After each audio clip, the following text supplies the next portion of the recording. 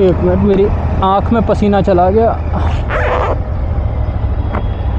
मैं अभी बैडमिंटन खेल के आ रहा हूँ। सैटरडे संडे मेरा बैडमिंटन खेलने में ही जाता है।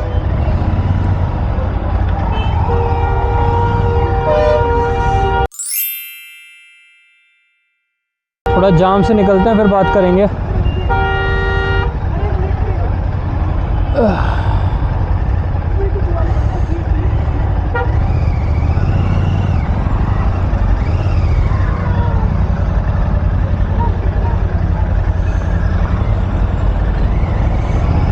बच्चे भी लाइक जीटी है जीटी। मैं निकला, मैंने कहा भाई मैं थोड़ा सा इंट्रोवर्ट हूँ, मेरे से उतनी बातचीत होगी नहीं। जय श्री राम सभी को। तो पहले बात कर लेते हैं कि क्योंकि ये वीडियो लंबी होगी तो क्या क्या टॉपिक की बात होगी, हम एक बार वो बात कर लेते हैं। पहला topic, why I chose this bike, how am I feeling with this bike as a 31 year old person. ठीक है। थर्ड पॉइंट कि what are the disadvantages of owning a bike if you are a 31 year old person. चौथा point, what are the disadvantages of owning a 650cc engine bike in India. ठीक है। तो रफली हम इन 4 points की बात करेंगे। तो शुरुआत करते हैं पहले पॉइंट से कि why I chose GT 650। तो इसके लिए मैंने एक वीडियो बनाई थी जिसमें मैंने बताया था कि मैंने ये बाइक बुक क्यों कराई है। तो उसमें मैंने काफ़ी अच्छे से प्रोज़ एंड कॉन्स को डिस्क्राइब किया था बाइक के, मतलब सिर्फ इस बाइक के नहीं, जो भी बाइक्स मैंने टेस्ट राइड ली थी उन सब के, और इस पे मैं कैसे पहुंचा वो भी मैंने कंक्लूड किया था। पर अभी हम रफली इसको समझ लेते हैं कि मैंने ये बाइक क्यों ली। मेरे घर के पास ही 2 शोरूम है रॉयल एनफील्ड के। ठीक है। आप बाइक ओन करते हो, इसका मतलब है कि आप उसकी मेंटेनेंस भी करवाओगे, सर्विस भी करवाओगे, और ऑन एंड ऑफ आपको भी कोई और भी दिक्कत दिखेगी तो आपको जाना पड़ सकता है, जो मेरे लिए ट्रायम्फ में पॉसिबल नहीं था, KTM में पॉसिबल नहीं था, क्योंकि वो दोनों शोरूम मेरे लिए करीब 20 किलोमीटर्स दूर थे। तो because it was unreasonable for me, तो मैंने डिसाइड किया कि मैं वहाँ पे तो नहीं जाऊँगा। अब मेरे पास जो ऑप्शन बचे थे वो बहुत ही लिमिटेड थे, या तो मैं TVS पे जाऊँ, या मैं होंडा पे जाऊँ, या फिर मैं रॉयल एनफील्ड पे जाऊँ। होंडा की पर्सनली बाइक्स जो मुझे पसंद आई थी वो बहुत महंगी थी, पैरेलल ट्विन और इनलाइन 3 दोनों ही थे, बहुत महंगे थे। TVS के केस में मुझे कोई बाइक पसंद ही नहीं आई, तो मैंने डिसाइड किया कि क्या करें वहाँ जाके।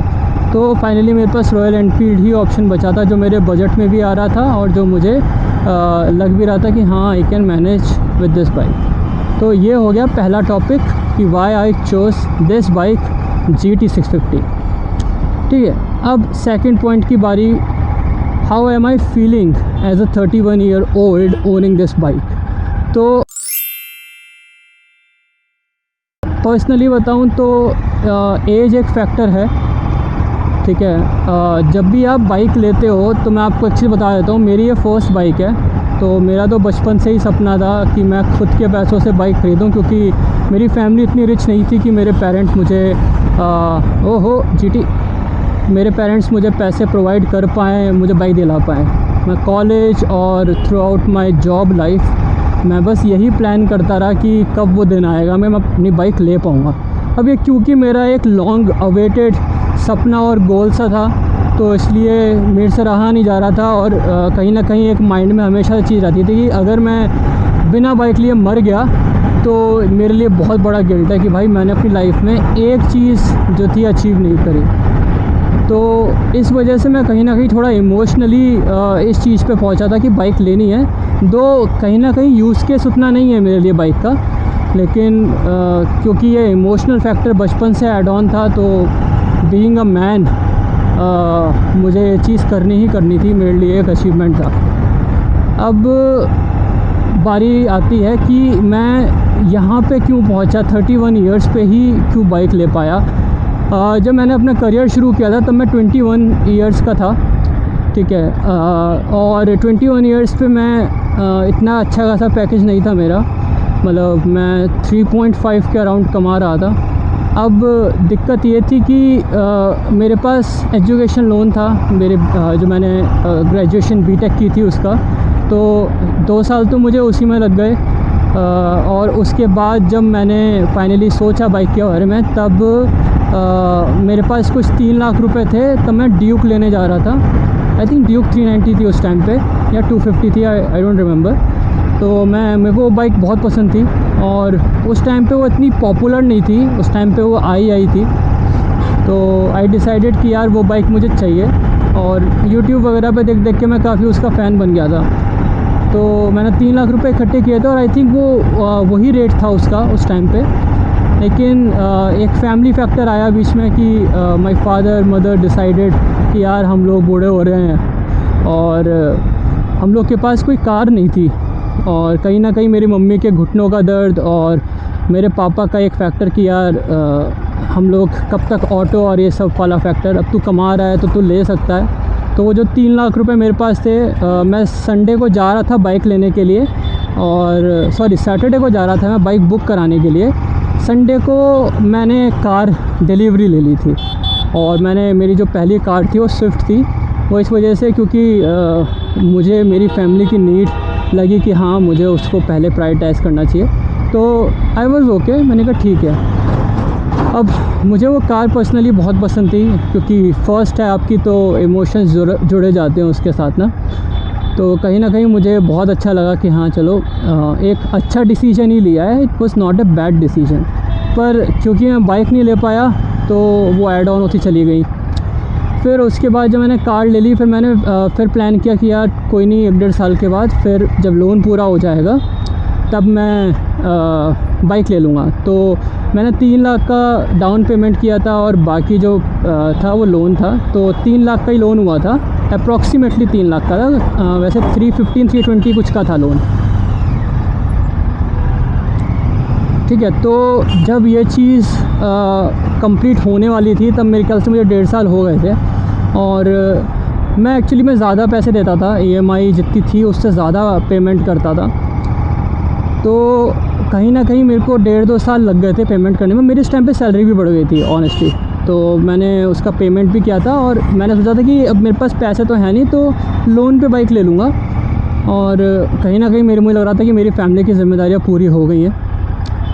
फिर उस टाइम पे एक चीज़ मेरी लाइफ में हुई, वो ये कि AI मार्केट में आया था। उस टाइम पे AI मशीन लर्निंग मार्केट में आया था, फेमस हो रहा था, और डेटा साइंस और डेटा माइनिंग, इन चीज़ों पे काफ़ी सारी चर्चा होने लग गई थी। It was a hot topic back then.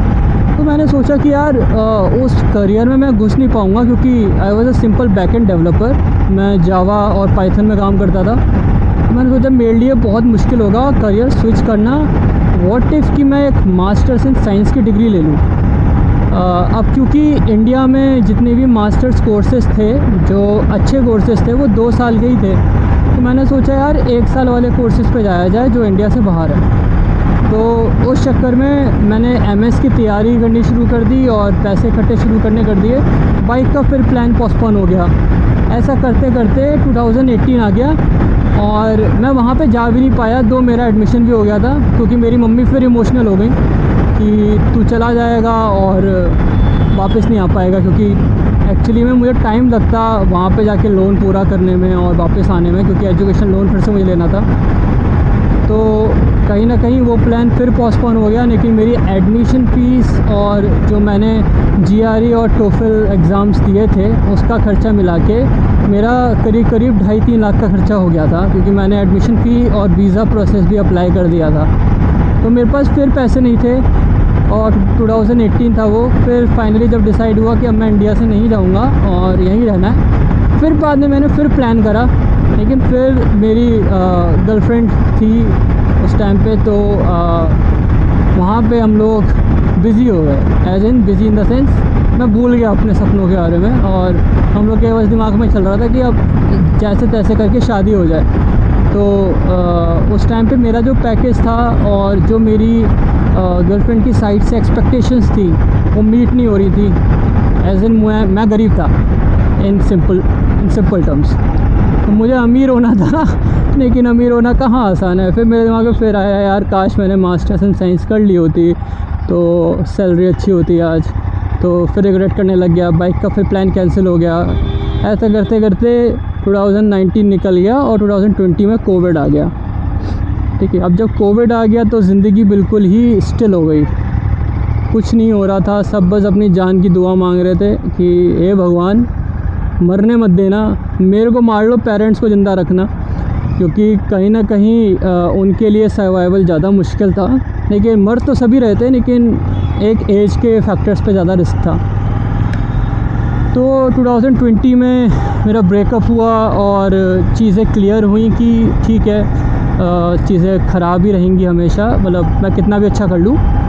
तो वहाँ पे मैं फाइनली फ्री हुआ उस थॉट से कि हाँ मुझे यहाँ पे अपना टाइम, मनी और कहीं ना कहीं इमोशनल एस्पेक्ट से कुछ सोचने की ज़रूरत नहीं है। I can think about my self now. फिर मैंने शादी का जब सोचा ही था तो मैंने कहा शादी कर ही लेते हैं। तो 2020 का टाइम था और फिर मेरा प्लान शादी में ही चला गया कि चलो शादी करनी है। अब फिर वहाँ फोकस करा तो अब प्लान ये था कि अब शादी कर रहे तो भाई घर का भी करना है, क्योंकि हम लोग एक अपार्टमेंट में रहते थे बिल्डर फ्लोर।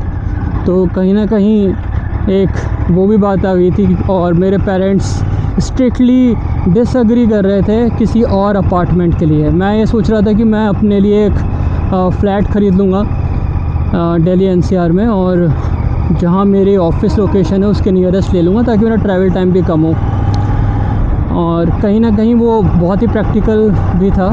और जो नई बंदी आती जिससे ही मेरी शादी होती उस हिसाब से ही हम लोग कनेक्ट होते कि हाँ तेरा ऑफिस कहाँ है बता, तो गुड़गांव में जॉब करती है, चल sorry I am not okay with that, क्योंकि मुझे नोएडा में ही जॉब करनी है। तो उस हिसाब से मैं कहीं ना कहीं प्रैक्टिकली सोच के वो सही था। लेकिन मेरे पेरेंट्स का ये था कि यार इन्वेस्टमेंट करनी है तो अलग करोगे, flat is not a investment. और मैं फ़्लैट देखने भी गया पर्सनली, मैं सही बताऊँ तो आपको, मैं बहुत जगह गया देखने के लिए।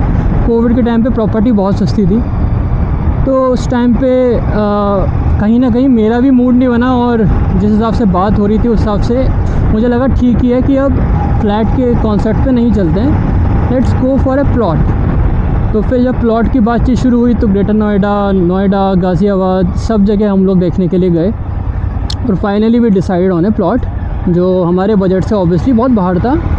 उतने में शायद 2 फ्लैट आ जाते, पर मेरा ये था कि अगर मैं इसको अभी ले लेता हूँ तो ये मेरी पूरी लाइफ टाइम की इन्वेस्टमेंट है। इसको बेच के मैं कहीं पे भी निकल जाऊँगा तो मेरे पास इतना पैसा होगा कि मैं कोई सस्ता सा फ्लैट किराए पे भी ले लूँगा या ख़रीद भी लूँगा, और स्टिल मेरे अकाउंट में पैसे होंगे जब भी बेचूँगा।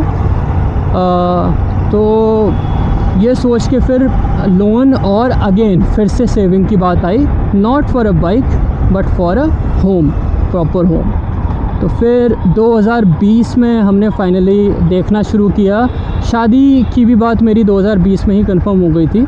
2021 में मैं आई गॉट मैरिड, तो 2021 में ही मैंने रजिस्ट्री भी करवाई थी अपने प्लॉट की। और 2022 में we finally shifted to our new home जो हमने पूरा स्क्रैच से बिल्ड किया था। 22 के बाद जाके फिर मैं और मेरी वाइफ हम लोग कभी कभार बात करते थे कि मेरा बड़ा मन था एक बाइक लेने का, but I am getting old now. अब मुझे डर लगता है कि मैं क्या उतने कॉन्फिडेंस से बाइक चला भी पाऊँगा, बिकॉज़ मैं उस एज में नहीं था जिस एज में एक बाइक पैशन होती है लॉन्डो की। मतलब समझ सकते हो आप कि एक यंग बंदे के लिए सबसे बड़ी मतलब किस्मत होती है कि उसके पास एक बहुत बढ़िया बाइक है। ठीक है, बाइक होना एक बहुत बड़ी चीज़ होती है और एक बहुत बढ़िया बाइक होना एक बहुत ही ज़्यादा बढ़िया बात होती है। तो कहीं ना कहीं वो बात हम करते थे और मैं थोड़ा सा इमोशनल हो जाता था सोच के कि पता नहीं वो दिन कब आएगा। I think I was 28 back then, और उस टाइम पे क्योंकि हम लोग के खर्चे बढ़ते चले गए, हम लोगों ने घर बनवाया था, तो घर सिर्फ़ और सिर्फ कंस्ट्रक्शन में पैसा नहीं लगता है, घर बनाना जो होता है ना वो मुझे लगता है स्टिल इजी है, पर घर को मेंटेन करना बहुत टफ़ है। तो आप एक काम वाली बाई लगवाओगे, फिर क्योंकि मैं और मेरी वाइफ दोनों वर्किंग है तो हमको एक मेड भी लगवानी थी जो घर का काम करे, खाना वगैरह बनाए। मैं अपनी मम्मी को उस चीज़ में कंफर्ट देना चाह रहा था, और कहीं ना कहीं ये मेरे वाइफ के लिए भी था, क्योंकि मैं नहीं चाहता था कि दोनों पे ही किसी चीज़ का लोड पड़े। तो वहाँ पे पैसे जाते थे हमारे। अब क्योंकि हमारा घर अब बढ़ चुका है, बड़ा हो चुका है, तो उसका जो बिजली का बिल, गैस का बिल वो भी बढ़ गया है। गैस का बिल तो मैं कहूँगा स्टिल उतना नहीं बढ़ा था, लेकिन बिजली का बिल काफ़ी बढ़ गया था। और एसी वगैरह लेने पड़े, नए एसी लेने पड़े, सोफ़ा लेना पड़ा। तो उस हिसाब से मेरे खर्चे कभी कम नहीं हुए। 2022 में घर शिफ्ट होने के बाद भी हम 23 तक सामान ही ख़रीदते रह गए थे। और आज भी मेरे पास 2 ऐसे रूम हैं जहाँ पे अलमीरा मुझे बनवानी है, और वार्डरोब्स जो होती हैं प्रॉपर, वो एक रूम में लमसम 80-90,000 की बनेगी। तो आप समझ लो मुझे स्टिल 2 लाख रुपए के करीब अभी सेव करके चलना है, ताकि मैं वो भी बनवा सकूं किसी फ्यूचर टाइम में। तो 2023 में फिर फाइनली डिसाइडेड कि अब ठीक है, अब थोड़ा बाइक वगैरह के बारे में सोच सकते हैं। तो 2023 में मैंने पैसे इकट्ठे करने शुरू करे फिर से, क्योंकि मैं लोन नहीं लेना चाह रहा था, और मेरे पास ऑब्वियसली लोन हो गया था। But my wife got pregnant इन 2023। तो फिर थोड़ा मेरा प्लान फिर चेंज हुआ। तो मैंने सोचा कि मेरे पास स्विफ्ट है, which is not a safe car for my family. I should buy a global NCAP rated 4 और 5 स्टार रेटेड गाड़ी तो होनी चाहिए। फिर मैंने उस पर देखना शुरू किया, और फाइनली मुझे सिडान्स काफ़ी पसंद थी। मुझे एसयूवीज़ कुछ खास पसंद नहीं है पर्सनली। तो मुझे स्लाविया बहुत पसंद थी जो मैंने बुक कराई थी, पर डीलरशिप के चक्कर में मैंने वहाँ पे अपनी बुकिंग कैंसिल कराई, और वरना मैंने डिलीवर करवा ली थी। तो आई हैव वरना नाउ, जिसका अगेन अभी लोन चल रहा है, अभी उसका लोन कंप्लीट हुआ नहीं है। और जो मैंने स्विफ्ट बेची थी वही मेरा डाउन पेमेंट था, उसके अलावा मैं कुछ और दे नहीं पाया। और बाकी जो मैं पैसे बचा रहा था वो मैं इसलिए बचा रहा था कि when my baby boy will get delivered, तो मेरे पास थोड़ा पैसा हो कि कभी किसी भी रिस्पेक्ट में ज़रूरत पड़े। तो खर्चे कम नहीं हुए कभी, और बाइक का प्लान हमेशा पोस्टपोन होता रहा। फाइनली 2024 आ गया, डिलीवरी हो गई, हमारा बेटा हमारी लाइफ में आया, और चीज़ें आगे बढ़ती चली गई, लेकिन बाइक नहीं आ पाई। तो ध्यान से देखते देखते, प्लानिंग करते करते 2025 में फाइनली मैंने डिसाइड किया कि अपने बर्थडे में बाइक ले लूँगा, तब तक मेरे पास पैसे भी होंगे। और फाइनली मैंने बाइक ले ली। तो ये लंबी कहानी थी, काफ़ी लंबी कहानी थी, और सॉरी अगर आप बोर हुए हो इस कहानी में, पर यह था कि मैं क्यों बाइक लेके घूम रहा हूँ अभी भी, because I was passionate about it. अब बात करते हैं डिसएडवांटेजेस की, ठीक है। पहला question, what are the disadvantages of owning a bike as a 31 year old. तो सबसे पहली चीज़ क्या है ना, एक एज फैक्टर की वजह से प्रैक्टिकलिटी आ जाती है। वो बचपना, वो क्या बोल सकते हो आप, हर चीज़ को, छोटी छोटी खुशियों को एंजॉय करना, वो आप कहीं ना कहीं भूलने लग जाते हो। फिर आपको छोटी छोटी चीज़ें उतना खुश नहीं करती हैं, कहीं ना कहीं आप सोचते हो इट्स ओके, इट्स फाइन, है ना। तो एक वो फैक्टर था जिसकी वजह से अभी मैं देखूँ ना तो I am not that happy. अगर मैं 20 साल का होता तो मैं पता नहीं कितने ही खुश हो रहा होता, शायद इसको रोज़ इसकी चुम्मी ले रहा होता मैं। आज भी मैं इसको रोज़ साफ़ करता हूँ कहीं ना कहीं। जाम कितना ज़्यादा लगा हुआ है।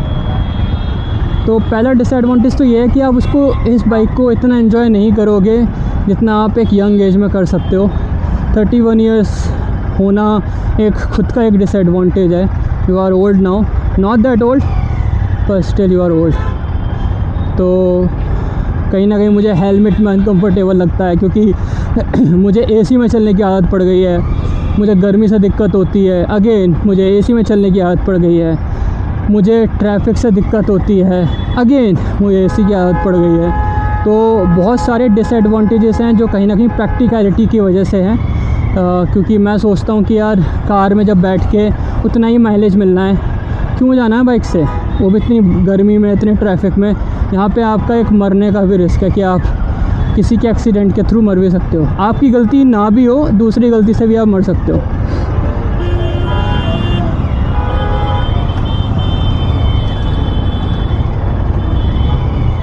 ठीक है, last point, what are the disadvantages of owning a 650cc in India. सबसे पहला डिसएडवांटेजेस वो है पब्लिक रिएक्शन, और लोग मुड़ मुड़ के देखते हैं। ठीक है, तो अगर आप मेरी तरह इंट्रोवर्ट हो तो कॉन्शियस हो जाओगे, पर मुझे नहीं लगता कि बाकी लोगों को इस बात से दिक्कत होगी। आई थिंक उनको अच्छा ही लगेगा।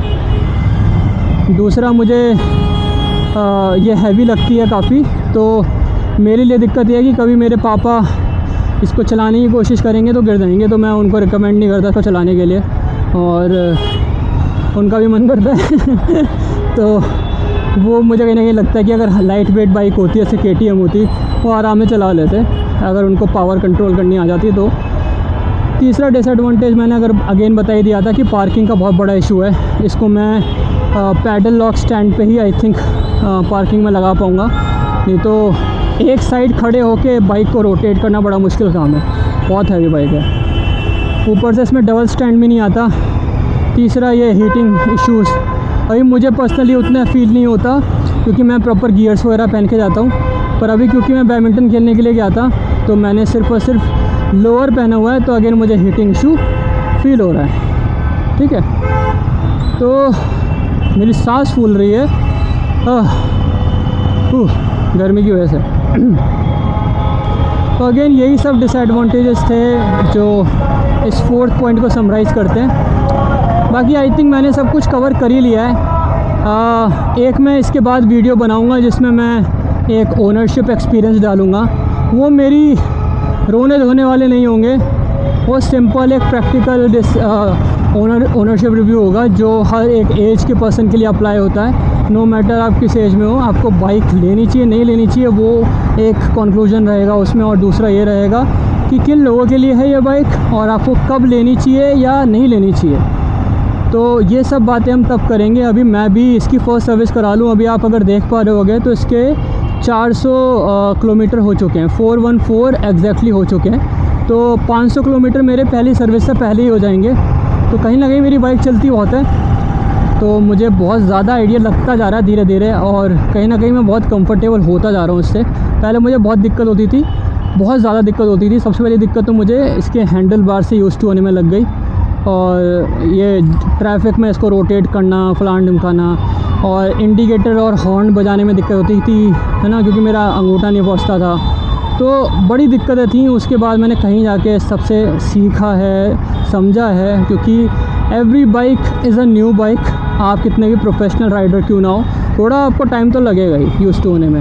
और क्योंकि मैं तो प्रोफेशनल दूर दूर तक ही नहीं हूँ, मेरी तो पहली बाइक है, तो कहीं ना कहीं मुझे तो और टाइम लगना था, लेकिन मैंने बाइक चलाई बहुत है, तो I got used to it. तो आई थिंक यही था इस वीडियो का जो मुझे आप लोगों से कनेक्ट करके बात करनी थी। थोड़ा लंबा हो गया हो, बोरिंग हो गया हो, तो I am really sorry about it. बस ये मेरे हार्ट और मेरे इमोशंस हैं। आप देख पा रहे होगे अनस्क्रिप्टेड है, क्योंकि मेरे पास स्क्रिप्ट पढ़ने के लिए कुछ नहीं है और इस वीडियो के लिए मुझे बाइक पे आना ज़रूरी था, भले मैं भरी दोपहरी में ट्रैफिक में हूँ। पर आपने हैंडलिंग देख ली होगी इस बाइक की कि कैसी है। आई थिंक मुझे एक वीडियो और बनानी चाहिए, इसमें मैं ट्रैफिक में हैंडलिंग इसकी कैसी है बाइक की, उसके बारे में भी आपको बता पाऊँ। पर आप जैसा देख पा रहे होगे, आप समझ पा रहे होगे कि मुझे एज सच कोई इशू नहीं आ रहा है। मैं इंजन ब्रेकिंग बहुत यूज़ करता हूँ, तो कहीं ना कहीं I am okay with it. मुझे ट्रैफिक में कोई ख़ास इशू दिखता नहीं है। बस लोगों से दिक्कत होती है मुझे, जो बिल्कुल टट्टी बन के चलते हैं ना रोड पे। देख रहे हो ये पता नहीं कहाँ से किधर को आया है, तो ये लोग ज़्यादा दिक्कत क्रिएट करते हैं। बाकी चलाने में बाइक हो, कार हो, साइकिल हो, कोई इशू नहीं है। बस ये गंवार लोगों से थोड़ा सा दूर रहना चाहिए। ठीक है, तो आज के लिए इनफ बकवास। आई होप आपको कंटेंट ज़्यादा बोरिंग ना लगाओ। अगर नहीं लगाओ तो please do like, share and subscribe to my channel. ऐसे कंटेंट बोर करने वाले आपको कम मिलेंगे। I will try to make you entertained as much as possible, जितना भी मैं कर सकता हूँ एज अ 31 ईयर ओल्ड। वैसे मैं भी बहुत कोशिश करता हूँ अपनी लाइफ में कुछ ना कुछ नया करने की, तो मैं ट्राई करूँगा कि वो as a content, as a blog में डाल पाऊँ। तो स्टे ट्यून फॉर दैट। तब तक के लिए जय श्री राम सभी को।